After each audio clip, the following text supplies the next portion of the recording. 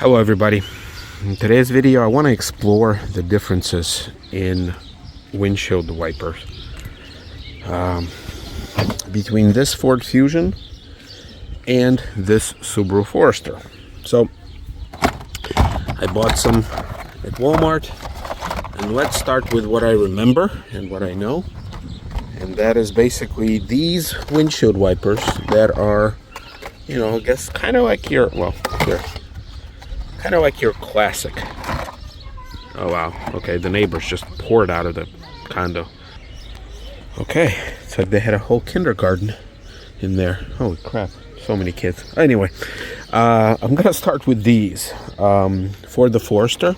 And these are the ones that I am probably most familiar with, right? Your standard classic design when you have a couple links together, and you know, you just slide them on. I also wanted to replace this one, but then I remembered that this one is kind of a pain, and until there's an actual need, I don't want to mess with it, because this one requires like a brute force to get this thing away from its housing, and it is the world's smallest wiper too. So until it actually rips, I only replaced this wiper one time, so since 2016.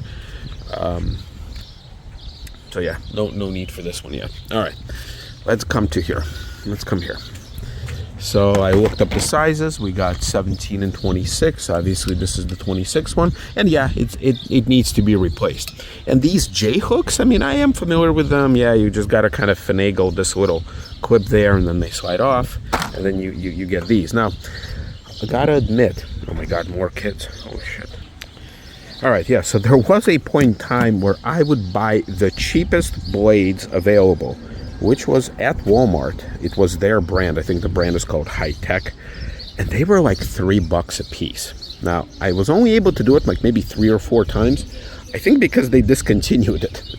And the reason for that is because if you look at these blades, right, you see like this little metal spine that kind of goes to right there, kind of goes along the whole, well, almost the whole, you know, length of this thing. And then it kind of, you know, it's held together by these metal things. I'm sorry, I can't seem to focus. There you go. Which allows it to move, yet it doesn't flex enough for that it where it falls out. Now, I'm typically not a, you know, super interested in the design of a wiper blade, but it was very interesting to see that, like, the way that these things are held together, come on, is you see these little connector things that kind of clips in, so it shouldn't, like, as it moves, it shouldn't really fall out. Now on this end it's open. The way that the cheapo Walmart brands did, they had a clip at the end, and they didn't have this. I'm guessing that takes some like little machinery. They had like a little clip, a metal thing that was wedged on one side, and then the other side was open. And the problem with this design is that this clip would fly out, and the whole windshield wiper, the rubber part, would become undone.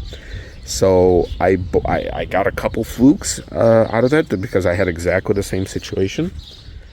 All right, sorry, this is the world's choppiest video because, I don't know, they have neighbors upstairs that are they're having some sort of a party. I'm filming this on a Memorial Day, so I have a day off, and well, they probably do too. But they invited probably 20 kids in there, so they're just pouring in and out of this building and yelling, and every time I try to shoot a video I just can't. Well, anyway, so this little clip here, this manufacturing gizmo here, prevents the whole thing from collapsing, because you can see on the other side there is nothing on the other side that holds it in place, so it's just held in place by one side.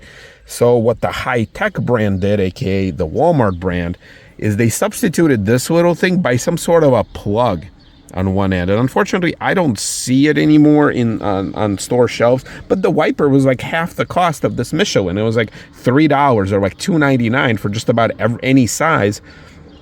So I bought them. I used them on my town car, to be, you know, and I used it on this Forester. So what ended up happening, so I lost, this clip fell out on one of the wiper blades. The first time I bought it, I was like, okay, well, maybe that's just the weirdness. I bought another set, and guess what? The same thing happened. And then I bought another one for a different car. I don't remember which combination, and it ended up being fine. So they couldn't figure out a way how to get this clip in, and otherwise, I mean, the wiper itself was identical, but it was $3 instead of this Michelin, I think $7.99. So, which is still cheap compared to what I'm going to talk about this car. So I ended up just buying these, you know, these the cheapest version available, Michelin, I should say, and we're going to get them on there. So I use the, you know, the yelling portion of this video to get these released. And this is the thing, they're kind of a pain in the ass, I'll be honest with you. I kind of hit my finger try to get them off because they kind of like wedge themselves in and then they click in like that, and once you hear the click, it's great, so it's easy. But to get them off, you have to press this button, but guess what, a lot of the time the button gets stuck because the plastic kind of gets brittle. So on one side, yeah, I mean, it's nice and cheap. On the other side, it's a little pain. Okay, can they please just stop yelling? Jesus Christ. All right, so then here we just put them up here, kind of slide them in there, and then you hear a little click, and that's it, and they're in there. So here's the windshield wiper for wifey, and yeah, that's what I'm talking about. It's like this little thing is what holds the entire contraption together. And here's the older ones, which is probably the same ones, but they kind of rust. You know, this little component, come on, this little component does rust where metal and metal action happens. So, all right, I'm gonna toss these out, and we're gonna switch to the Fusion. A little different situation. All right, so here is the situation with this Ford Fusion. First of all, the wipers are a little weird. I never owned a car with wipers that are kind of, they swing out from both sides, kind of like on a bus or something. I always had cars that, number one, was able to have a standard J-hook connection, which I'll be honest with you, I knew that other connectors existed, but it never dawned on me as far as how to hook them up or anything like that. So I always I knew that no matter which windshield wiper I would buy, they would have this style of a connector, and that's all I had to worry about. Now that I learned the first time I tried replacing it, about 6 months ago, is basically that there's different style of connectors. And in this case, it's like this. So the trick here is that this is some sort of a weird contraption where can a standard J-hook fit? I know there's different style of adapters, and I know like this whole, oh god, the whole family's coming back again. There's like 6 kids. I know that there's some sort of a pin here that some connectors work, but at the same time, you know, it's not an easy adapter. Just like here. All right, I'm gonna pause this thing. All right, well, hopefully they all poured into this poor little condo and just stop while going in and out, yelling all the time. So anyway, so the trick here is that there's some sort of connectors that I know on older cars that will fit in here, and but I never owned a car with this style of a connector. So anyway, so in this case, you just kind of squeeze it in, and they click in, and then they come out the same way. And look what happened. So first of all, I replaced these windshield wipers about 6 months ago when I bought this car. And I think over time, and because the weather has been kind of crappy, I mean, we got like 2 days of snow this winter season, and yet we had tons and tons and tons of days with rain. So I used the crap out of these wipers in the last 6 months. And even though they are advertised as, you know, a 12 months wiper, look what ended up happening. The little thing got warped over time, and I think it's becoming kind of brittle and starting to tear. It still holds its little curvature thing, but at the same time, it doesn't wipe as good anymore, and plus it's starting to streak right along this curvy part. All right, so at this point, I'm just hiding in my car from all the people, because I've never seen so many people in a tiny condo. That's a 2-bedroom up there. They're just running in and out. They're nuts. I don't know if they're celebrating. They have some sort of a wedding, but there's people just like everywhere, and they have kids, and they're running and they're yelling. I mean, they don't mean, you know, to like upset anyone, but I mean, it is daylight, so it's not like they're doing anything wrong, but it's for video making. Anyway, so okay, so look, so I took my old ones off. You can see my little hooks there are coming out there. I opened the manual, and you know, it's once again, it's a little bit more complicated than it has to be. So I found, all right, so it's got so many different instructions. Here's the standard J hook, which seems to be pretty self-explanatory. Here's some sort of a pin. They have a large pin. They have a small pin. I mean, it's a ton of different instructions. Then on this side, they have, I don't know, I and L. I don't know if that's the right connector. Like, it doesn't look like it. Then there's this narrow PTB. If you're unsure which of these two arms on the vehicle, use a penny. It'll fit snugly inside the end of a PTB arm. Yeah, like this is becoming way too complex. Now, I don't remember what type of windshield wipers I purchased before, but anyway, I started like messing around with this thing, and here's what I ended up doing. So, okay, so this is how it looks. And from what I was able to do, and I need two hands. I don't have a tripod or anything. This is, okay, look at that. Now they're just all coming back. And so I ended up removing this upper portion and then sliding off this little plastic blue thing that's underneath it that was clipped on the bottom. And I ended up turning it into this, but then this side, it is a bit too big to fit. So, and then this clip comes out. I guess it's because that's the smaller pin, that's the larger pin that it can connect into. So at this point, I'm not sure what else can I remove. So I'm looking under this. So I think just based on the hook, I think I have the narrow side. So basically, yeah, so I remove this side. I remove this little plastic pin, this little plastic piece, and then it still doesn't work. So what the hell else do I need to do? Looks like there's this pin to remove the lift tab and slide the connector off. So maybe I have these? I am so confused right now. So, okay, so I guess this pin needs to be lifted and something needs to slide off. So I'll try to do that now.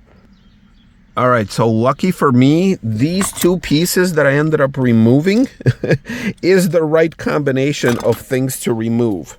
So, yeah, speaking of Walmart, got some cough drops because I'm feeling a little under the weather. All right, so let's repeat it on here. Basically, and I have no idea how I'm going to film this, but yeah, there's just no way. So I'm going to try to do it with two hands, and then, you know, as I'm doing it, I'm going to try and kind of let you know what needs to happen. All right, so here. So you got to unclip this little piece. Then you pry with two fingers or two hands this plastic, and the plastic just kind of slides off. Sorry for my shorts too. I'm kind of there you go. So this needs to slide off. Then you got this US patent plastic stuff, and that needs to come off too. Yeah, you definitely need two hands. This is not a one-hand friendly operation, so let me try and do that. Okay, here you go. The plastic piece just slides from underneath it. So you got a lot of spare parts. Then you have to click this one back. At this point, you don't need it anymore. And now, if everything goes according to plan, I guess this piece does not need to come off. But then you come up here, and then you kind of just wedge it in here. Once again, not a friendly one-person, one-hand operation. See that? And then it clicks. And then that is the proper way of doing this. And then you have to remove this little protective thing, which I guess is nice, but that's just an extra stuff that they can charge you. So these windshield wipers are like 18 bucks a piece. Now, there you go. Look at that. Very strange looking creation. So then you go kind of like that. And then, oh, I got my, see, I tried to replicate what was happening with this wiper. But it's got that upper piece that I just couldn't figure out. It's like, what the heck do you need people to do? And in this case, all right, let me go just throw this away, because now look at this. Oh, my hands are black, and it's greasy too. yeah, so I could not match what I had on this windshield wiper to the other ones because it's got that extra piece. And look, Memorial Day, Monday, no garbage pickup, so we're kind of drowning in our own crap here. Yeah, so there you go. Now, what do I prefer? Do I prefer the good old-fashioned J-hook or whatever this contraption is? Now, this contraption, I guess it's designed so that you can like better hug the windshield, I guess, for all these sensors. But I think this is way overly complicated. Like there's no need for this. Now, does it wipe any better? I don't know. I can't say. The one thing that I can say is that this combination, without the little linkages here, it does help a lot in the winter when it wouldn't freeze as much, where basically you really don't have a whole lot of things to freeze here because there's no metal. It's all plastic and rubber. These things don't really stick to the windshield all that much, and the linkages don't freeze. So in the wintertime, when you do have super cold weather, it does help. But on the other side, I mean, it costs like, well, I mean, these are like $7, whatever, I don't remember what it is. These are like $18.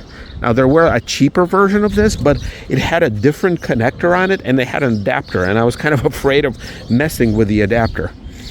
So, anyway, here's I forgot to throw away the other wiper. All right, so there's one more thing for us to talk about, and by the way, we probably should test these out. I will. Yeah, so now you can kind of see. So here's the two windshield wipers. There's a ton of different instructions. I mean, once you kind of understand what you're doing, it's not the end of the world. But guess what? You know, you have to replace them probably every 6 months. And I will forget which ones I got. And yeah, it seems to be, and I understand they're trying to fit a variety of situations. But it's like when your instructions include pictorials and all that stuff, and you have a penny, and it's like, who has a penny anymore? But anyway, yeah, it seems like all the same stuff. You just got to remove stuff, and the only ones that you don't need to remove it is the standard J-hook. So, all right, I'll end this portion, and I'll come back when I throw this crap out. All right, so I had to move away from that place. I don't know. It is not a good combination in there today. It's just, I've never seen so many people run in and out like nonstop with the screaming kids. I don't know. I guess they overloaded their apartment and they just can't contain themselves, so they keep running in and out. So anyway, we're gonna test out the new wipers. So let's see.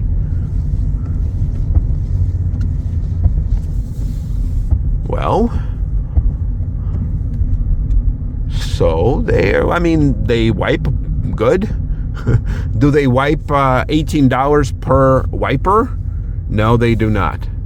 But do they wipe well as far as what, you know, they should be doing? Yeah, I mean, they're fine. They're good. I think that little contraption up there is a bit chunky, but these wipers, they're one of those that do slide in after, like, I guess they have like a courtesy wipe function. But at the same time, like, I do see a little smearing right there. I don't know if you guys can see it. But anyway, maybe there's some crap on there that I just couldn't remember. So anyway, yeah, let's just go back. I'll park somewhere, you know, further away from my door, because that's just ridiculous. Anyway, so let's see. One more wipe. Okay. Yeah, I don't know. $36 for wipers. I guess not the end of the world, but yeah, I'm used to the cheap stuff. But yeah, this is living the great Ford Fusion life. Look at that. When the temperature turned for the warm, 47.3 miles to the gallon. I refuel this thing at this point probably once every 3 weeks. I refueled probably this is about, I think, maybe a week and a half ago I put some gas in it. So still have plenty, 390 miles of range. I still got some ways to go before the oil change is due. So what does it say? 45,600, and I have 42.4. So yeah, so I do need to talk about actually 2 more problems, which I will talk about as soon as I get back. I'm just gonna park somewhere else. Hopefully get some peace and quiet for a change. All right, well, hopefully I'll get some peace and quiet here. All right, so the first problem is a sagging driver's side door. Now, I'm having a total deja vu because that's what my 2006 Lincoln Town Car used to have, my former Lincoln Town Car. And look, now I noticed it not too long ago because I noticed that this gasket was kind of ripping a little. So I started looking, I have already PTSD happening, from before. And look, right here. So let's see, is this door sag? So let's see, when we try to close it, does it kind of go in smooth? Yeah, I would say this one is fine. It lines up and it's okay. Tried closing this one. Look at this. See that? It needs to be up to be able to close smoothly, but I mean when you shove it, it does kind of jump up and down, but as soon as you release it, you see it goes from here to plop, and it's slight. I'm not going to be doing anything about it. I'll be perfectly honest with you. I remember my Lincoln Town Car thing where I had I made series of videos. You guys are welcome to watch them if you're still interested in this stuff. For this one, I'm not. This car is a tool for me. It's not a passion project like the Town Car was. And yeah, I mean, it's going to get worse. I get it, and probably is going to rip this further. When it becomes a real problem, I will. But for now, I just don't have it in me. I really don't. And I'm kind of shocked that it says a 2004. I mean, the Town Car was 2000 and I'm sorry, it's a 2020. It's 4 years old. So the Town Car was 2006. For God's sakes, like, can you people make doors that don't sag, or something that starts sagging after 20 years instead of after 4 years? I wonder how is this one. No, this one, you see, this one is fine, and same for this one, I bet. So yeah, the driver's door after 4 years, it's starting to show signs of sag. That's a crappy situation to be in, but it is what it is. We'll proceed. And then the next thing that I wanted to show you, it's tiny, but there's a bigger story behind it. It's the windshield. It got the little chip, paint chip right here. Now, I don't have much to show you guys here. I mean, you would think like, okay, come on, stop crying. But I noticed a pattern. So if you guys remember, I bought this car from my employer, because this used to be a salesperson's car, and the salesperson left, and the owner just wanted to get rid of the car. He changed his compensation strategy for people who need to drive cars. It just compensates them a different way now. So I ended up buying this car, and we do have another car, a black one, a non-hybrid black version, also an SE trim, that another salesperson still drives. And in his case, he has the same thing like what I just showed you there, but he has it all the way along the edge of where the windshield and the roof and also the A-pillars on both sides, he has these little chips. Now, you can attribute 1 or 2 or even 5 to just, hey, guess what? You drive, you get paint chips. Okay, nothing crazy. But then, exactly the same thing, and it goes all the way along the edge of his both A-pillars and this roof line. That's not paint chips. It's basically it's paint that's becoming worn, and it's starting to go. Now, in my case, it could be a paint chip that's just a rock hit it in a weird spot and it chipped the paint. Okay, it happens. But I have a feeling it's got very thin paint. Something happened during production, during manufacture, during the painting process, and like I could see that spreading across. So for now, all I did was I used I brought my Universal Silver, this is the paint that I touched up several things already on this car, and you can kind of see them right here. I didn't want to go crazy like I did on the Town Car. Like, I don't care about this stuff, but this, like, I don't want it to rust because I also have PTSD already from the rusting component. Yeah, also like these wheels. Like, yeah, I'm not gonna do anything with these wheels. They can corrode, they can be scratched. I don't care. Once again, I used to go crazy for the Town Car. This car, I just need this to work, and once again, I don't want it to rust prematurely. So what I'm gonna do is I'm gonna just put a couple drops of that, and I'll cover it up. I'll walk around it and I'll check and see. If I see anything else, I'll touch it up. Once again, if it's not an exact match, not a big deal. Couldn't care less. But yeah, that's kind of disappointing because, once again, it's a newer car. Shouldn't really be happening, but I have a feeling it's just a very thin paint. So we'll see. Let's do a quick walk around. And overall, it's been about 6 months already. So I bought it end of November. And right now it's end of May, so it's exactly, well, not exactly, but it's close to 6 months. I love it. Drive it pretty much every day. Some weird thing there. Yeah, not really causing me any problems. Let's see. I still haven't gotten a single oil change on it, so I would love to see underneath this thing to kind of, just see what it is, what it's like. I think what I'll do is I will, when the time for a first oil change, I'll take it to my mechanic who allows me to film, and I'll do also tire rotation. I'll do like from the back to the front, because these tires, they do have some life left. The front ones are kind of shot. Look, it looks like I got like a piece of glass in there. Okay, I probably shouldn't be trying to pry it with my... Oh, there you go. See, this is perfect to slide in between. Look at that. I could never get these little pens to work on any of the paint containers that I purchased. Let's see, these are probably original tires, I'm guessing. 5219. Yep. So this is a 2020. Yeah, 5219. So yeah, it was the last week of 2019, which would make this a 2020. Yeah, so this is like the biggest thing, which I touched it up even before I owned this car. And I think also right here, yeah, right here where the plastic meets the metal, I also touched it up even before I bought this car. Just I didn't want it to rust. I know I told you guys already in another video, something happened. So somebody like swiped it just ever so slightly, and I don't know if this happened before they bought this car, and my work bought this car when it was like 1,100 miles or something like that, almost brand new, so there was probably a demo or something. And the guy who drove it, everybody told me he drove like a grandpa, but that's exactly how I drive it. So that's a given. So all right, I'll touch it up.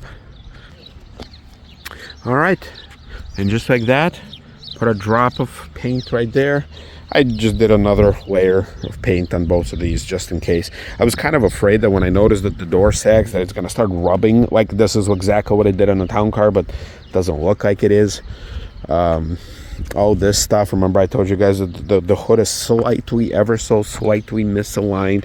So you have like a very narrow gap here, and then you have kind of a more of a classic or traditional gap here. Yeah, so it's something a little shifted, but in general, I mean, the car drives well, starts every time, doesn't give me any kind of electrical, hybrid problems yet. And I know what you guys are thinking. I read your comments saying town car will outlive this car by a factor of 10. That's very possible, but I know that if this car starts giving me trouble as far as like on the massive scale, I'll get rid of it. I have like no emotional investment here. I need a car, and you know what, if in the modern world, if sedans are no longer a thing, I mean, okay, I'll get another used one, or guess what, I'll buy like a new what are these things called? Not Foresters, Outbacks. I'll buy like an Outback or something, or I'll take my wife's car and we'll get her something different, because the Forester seems to be fine. It's just not having any issues. We might get rid of it for a bigger car, but not the end of the world. So yeah. All right, guys and girls, gonna shut the door. Yeah, kind of disappointing that in the year 2020 they can't seem to make a door that sticks to its original placement. But life goes on, and we'll see you around, everybody.